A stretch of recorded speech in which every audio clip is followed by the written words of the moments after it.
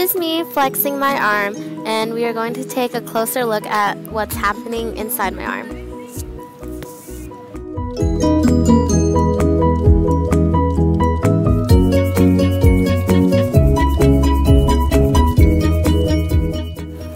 The brain sends an electrical signal to the muscle through neurons. In this part of the video, the hallway is acting as the neuron.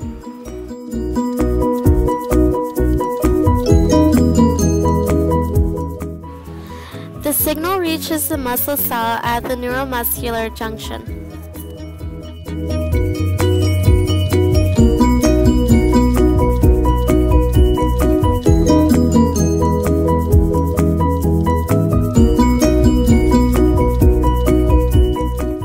Acetylcholine, a neurotransmitter, is released into the gap between the sarcolemma and the axon terminal. After acetylcholine is released, it binds to the receptors on the sarcolemma ion, which open the channels and allow the sodium ions to move through the membrane. This bind creates a muscle action potential which moves along the membrane and through the T-tubules.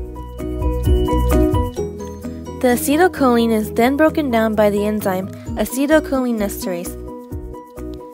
This is to ensure that one nerve action potential causes just one muscle action potential. Calcium ions are released from the sarcoplasmic reticulum when the muscle action potential moves through the T-tubules.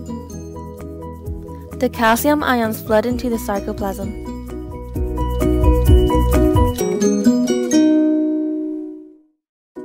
The myosin binding sites are exposed when the calcium ions bind to the troponin on the actin myofilaments.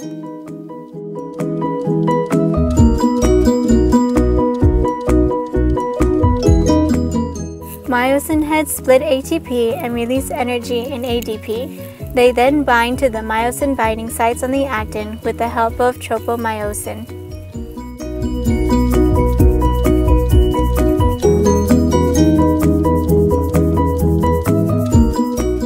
A working stroke is produced when the myosin-actin cross bridges rotate toward the center of the sarcomere. ATP binds back to the myosin head. The myosin then detaches from the actin. The troponin-tropomyosin complex then moves to its original position, blocking the myosin binding sites. This is what causes the action of sliding during the sliding filament theory. And that is what happens during muscle contraction.